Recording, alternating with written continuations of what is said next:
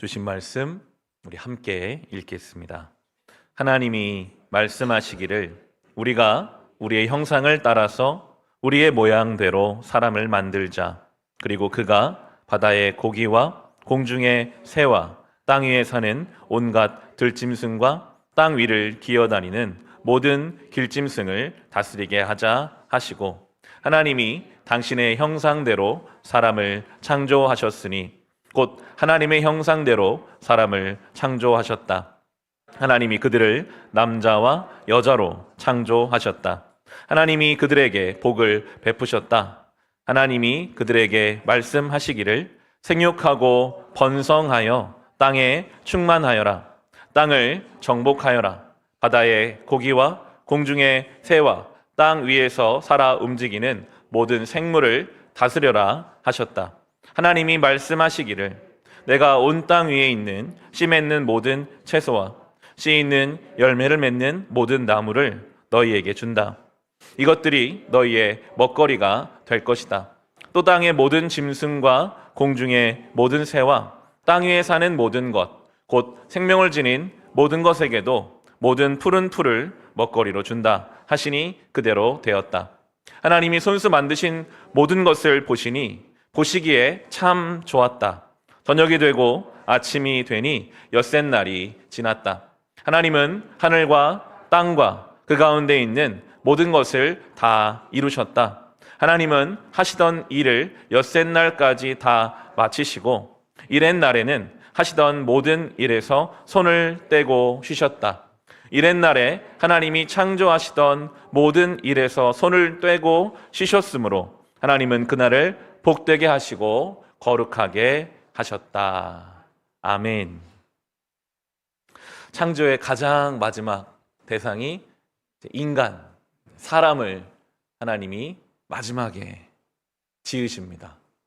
내일 2장에 나오겠지만 하나님은 사람을 짓는 일은 흙을 가지고 직접 빚으셔서 거기에 생기를 불어 넣으셔서 오늘 표현에 하나님의 형상대로 하나님의 모양대로 사람을 지으셨다 하십니다. 그래서 우리는 사람을 귀하게 여겨야 합니다. 이 시대는 인권을 존중하는 시대죠. 근데 우리가 정말 사람을 존중해야 되는 이유는 여기에 성경적 근거가 있습니다. 하나님의 형상을 가지고 있기 때문입니다.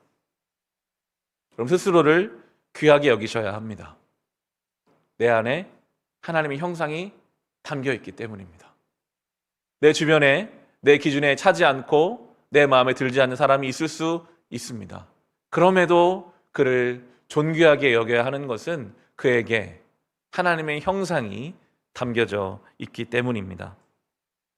하나님께서는 하나님의 형상을 따라 지으셨다 하십니다. 26절을 보시면 하나님 말씀하시기를 우리가 우리의 형상을 따라서 우리의 모양대로 사람을 만들자 하시고 27절에도 하나님이 당신의 형상대로 사람을 창조하셨으니 곧 하나님의 형상대로 사람을 창조하셨다 하면서 계속 반복해서 하나님의 형상대로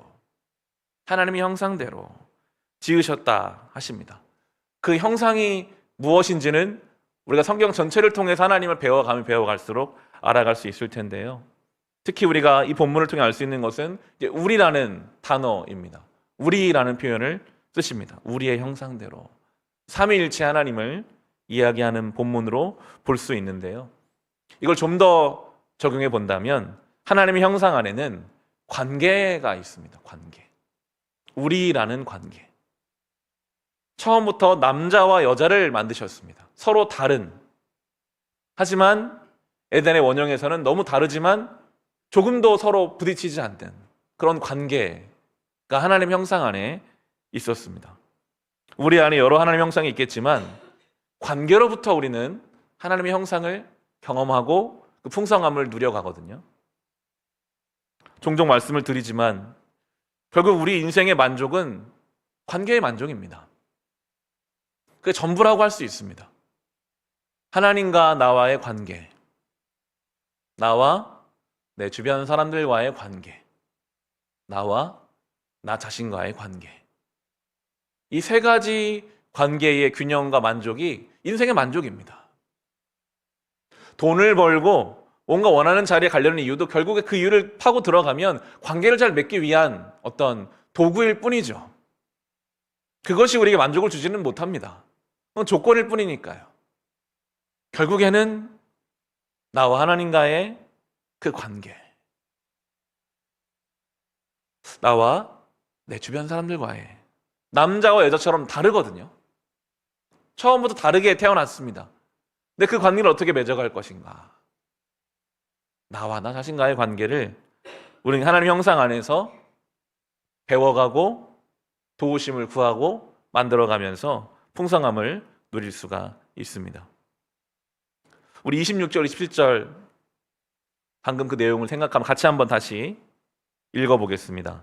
하나님이 말씀하시기를 우리가 우리의 형상을 따라서 우리의 모양대로 사람을 만들자. 그리고 그가 바다의 고기와 공중의 새와 땅 위에 사는 온갖 들짐승과 땅 위를 기어다니는 모든 길짐승을 다스리게 하자 하시고, 하나님이 당신의 형상대로 사람을 창조하셨으니 곧 하나님의 형상대로 사람을 창조하셨다. 하나님이 그들을 남자와 여자로 창조하셨다. 아멘. 그리고 나서는 이 창조된 그들에게 그들이 아직 아무것도 하기 전에 복을 먼저 베풀어 주셨습니다. 창조하고 나서 28절에 하나님이 그들에게 복을 베푸셨다 하십니다. 그 복의 내용은 온 땅에 충만하라, 생육하고 번성하여 땅에 충만하라, 생물을 다스려라 하십니다. 생육과 번성으로 충만한 삶을, 온 땅을 채우며 살아가라. 그리고 다스려라 하는 것은요, 마치 정원사가 주인의 명을 따라 그 자기의 정원을 다스리는 것처럼 다스리는 것입니다. 자기 마음대로 하는 게 아니라 하나님의 형상을 부여받은 사람으로서, 하나님의 대리인으로서 하나님과 같은 마음으로 맡겨진 것을 관리해 가는 거죠. 이 처음 베푸신 이 복의 선언이 우리가 계속 묵상했던 사도행전의 내용과 연결성을 갖습니다. 예수님이 부활 승천하시면서 땅끝까지 증인되라 하시거든요. 성령이 임하시면, 성령이 임하시는 게 우리에게 가장 큰 복이죠. 그 복은 이 생육하고 번성하여 땅에 충만하라 하신 것처럼 온 땅에 그 복음으로 충만하라 하시는 거거든요. 하나님의 다스림이 그 성령을 품은 사람들로 말미암아 온 땅에 퍼져가는 것, 그것이 이 최초의 복의 선포였고 신약을 사는 우리들에게 허락하신 사명이었고, 그걸 에베소서는 또 그렇게 이어가고 있어요. 교회라는 이름으로 제가 읽어드리면 에베소서 1장 23절에서 교회는 그리스도의 몸이요 만물 안에서 만물을 충만케 하는 분의 충만함입니다. 아멘. 이 실은 아담이 다 완수하지 못했던 온 땅의 복으로 충만하라, 이것을 예수 그리스도 이후에 성령을 받은 우리가 땅끝까지 증인으로 살아가며 더 나아가 교회가 만물을 충만하게 하는 그 충만함으로 우리에게 주신 사명이죠. 생육하고 번성하라 하는 것을 영적인 재생산으로 연결해야 할 것입니다. 내가 믿은 이 복음이 새로운 생명으로 잉태되고 있는가? 내 안을 채우고도 넘치는 그 복음의 충만함이 흘러가고 있는가? 그런 방식으로만 전해지는 거거든요. 충만이라는 단어, 나를 채우고도 넘치는 그 복음의 생명력으로 말미암아 복음은 확대 재생산되는 것입니다. 그것이 복되다고 하셨어요. 그것이 복되다. 세상이 말하는 복과는 다릅니다. 우리의 가장 큰 복은 우리 안에 그게 차고 넘쳐서 나를 통해 영적인 재생산이 이루어지고 이 온 땅에 그게 충만하게 퍼져가는 그 복된 삶으로 우리를 부르고 계신 것은 처음부터 그렇게 오늘 기록되어 있습니다. 그 사람을 지으시고 복을 주시고 나서 여섯째 날까지 모든 창조가 끝났습니다.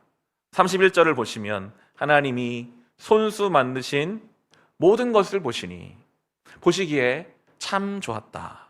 저녁이 되고 아침이 되니 여섯 날이 지났다 하십니다. 모든 것을 다 만들어 두시고는 하나님 보시기에 참 좋았다 하십니다. 손수 만드신 것들 얼마나 좋았겠어요. 하나님이 지으신 거니까요. 첫날부터 오늘까지 계속 이 말씀들을 묵상하면서 하나님 보시기에 좋았다 이 단어가 많이 남게 됩니다. 저는 오늘 31절은 그렇게 좀 저의 기도로 바꾸게 되더라고요.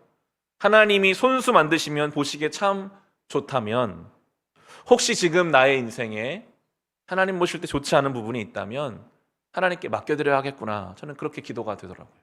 하나님, 지금이라도 우리의 가정에, 내 인생에, 이 땅에 하나님 보시기에 좋지 않은 것들에 하나님 직접 개입해 주셔서 은혜를 베풀어 주셔서 하나님 보시기에 참 좋은 모습으로 바꿔달라고, 우리의 가정을, 우리의 교회를, 우리의 새해를 우리는 그렇게 주님께 맡겨드릴 수 있을 것입니다.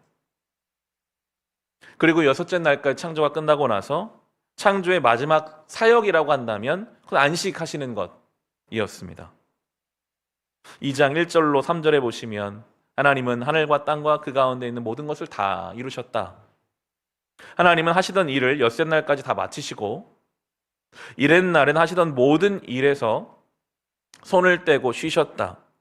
이렛 날에 하나님 창조하시던 모든 일에 손을 떼고 쉬셨으므로 하나님은 그날을 복되게 하시고 거룩하게 하셨다. 아멘.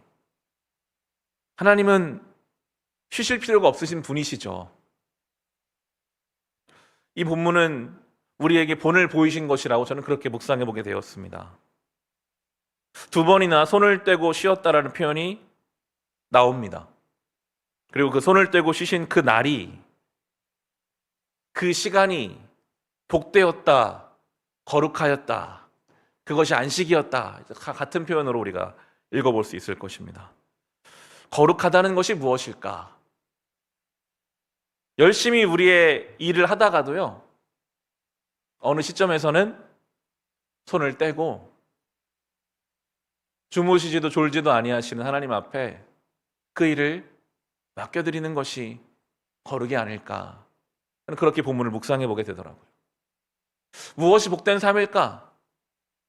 손을 떼지 못하고 있는 우리의 생각과 염려, 우리의 인생의 어떤 부분들을 손을 떼고 주님께 맡겨드리는 것이 복된 삶이겠구나. 거기에 참된 안식이 있구나. 그것이 거룩이고, 그것이 복된 것이고, 그것이 참된 안식일 것입니다. 하나님이 합력하여 선을 이루실 거니까요. 최선을 다해서 감당해야 하겠지만 우리도 어느 시점에 이르러서는 손을 떼고 주님께 손을 들고 주님께 맡기면서 그렇게 참된 안식, 참된 거룩, 참된 복된 삶을 주 안에서 살아가는 이 창조의 섭리를 따라 살아갈 수 있으시기를 주님의 이름으로 축원합니다.